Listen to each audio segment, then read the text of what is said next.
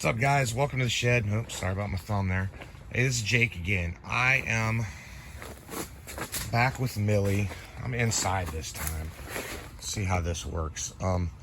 Okay, on my last video about this Royal Enfield INT 650, I got asked, is this bike really highway capable? Yes. Okay, that's the short answer. Now, I'm a little curious what my viewer might mean by highway capable. All right. So, out on I-95,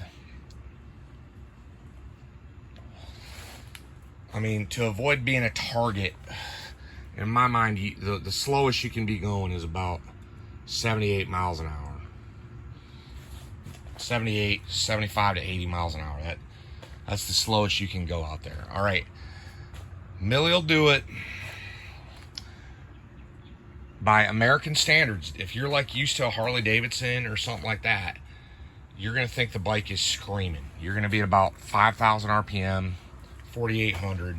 It's going to really be making a lot of RPM. It won't buzz. It won't buzz you to death. This engine is very, very smooth. Okay. The fastest I've ever had this bike going is like 105, and that was out on I-64 west of, no, hey, by the way, the cops watching, you're speeding too. All right, now out west of Staunton, Virginia, Waynesboro. Okay, so at this point, well, at least not with me getting on this bike, you ain't getting all the way over there. All right.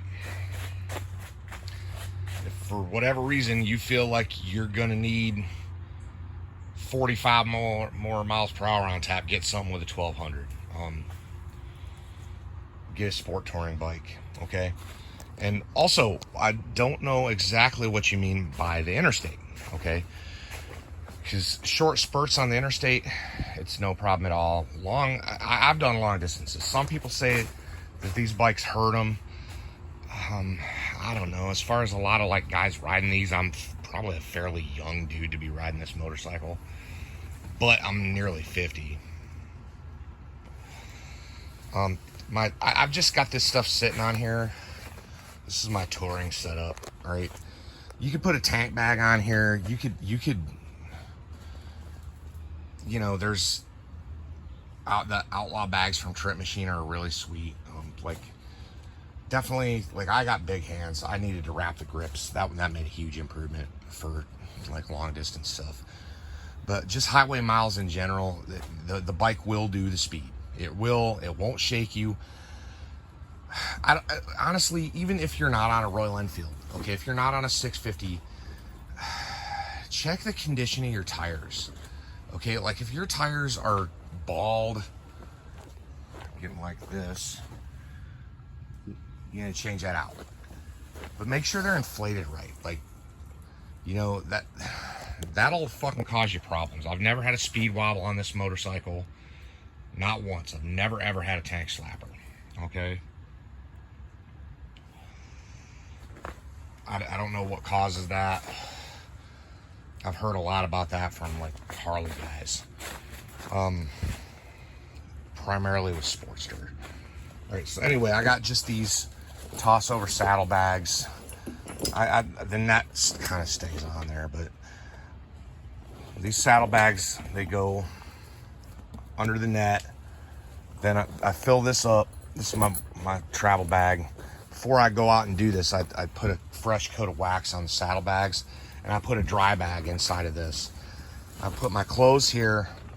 I sleep with a CPAP machine. I've got sleep apnea, so I put my CPAP machine there, dry bagged up in the right saddlebag. And in this one, I carry my rain gear, extra smokes, stuff like that. And that's enough for like a weekend, okay? I'm not telling you how to do it. There's a million ways to do it. I get 60 miles per gallon highway. roughly. I go about 120 miles, stop and fill up. It's flashing at me, and I got about a gallon of gas left. But that's okay. I need a break after 120 miles anyway. If you want it to be a sport touring bike, understand that it's got limitations. If you want to put knobbies on it and be an adventure touring bike, understand that these bikes are kind of runabouts. They can do anything you want, okay? Oh, what else? Royal Enfield recommends you clean and adjust the chain every 500 miles. Now, that can be problematic out on the open road, okay? The chain adjusters are pretty easy to use. I've adjusted it at a gas station before. Put it on a tight spot and guesstimate it to the best you can to get it within 20 to 30, you know, what the fuck is it, millimeters or something like that. 2 to 3 centimeters if you can't. You know, if all you got is just use the, like your, I don't know, the tip of your, just the little tip of your finger. Just, that's probably about 3 centimeters. Just make it flex less than that. Quick and dirty on the side of the road. It can be done. It's no big deal, all right? But if you want to do luxury touring, this is not a luxury touring machine. This would be classic touring. This would be poor boy touring. This would be some sort of touring that is not, or commuting, you know, I mean, like I commute on this motorcycle.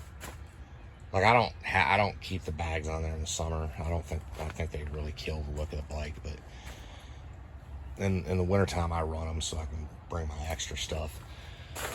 And if I get rained on, I get rained on.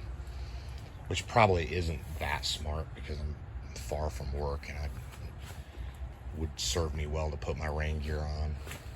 I was out going home the other day. I was on my FTR and my God, dude, I got caught in just a deluge. But I had my gear with me and carried it in a backpack. And you guys can see probably how I shined up the cases since that last video.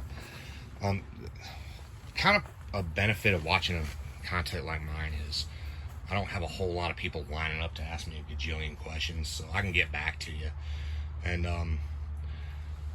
hell, I'm making a video response just for a viewer. But yeah, it'll do it. Just understand it's not gonna feel like a Goldwing doing it.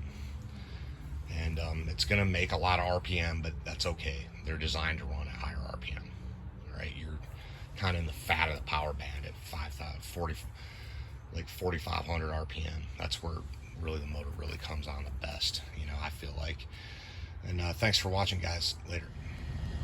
Hey, real quick, I know that that's not Millie. I just wanted to finish this video real quick because I forgot to say something in the last part of it. That's the Mighty Sue. I call her Susie. Anyway, yeah, that really gets up and moves on the interstate. But I just want to say that the U.S. interstate highway system is the best way to travel the United States on the ground, while simultaneously ensuring that you don't see a damn bit of the United States. All right, guys, 2 wheels down. Be safe out there. Later.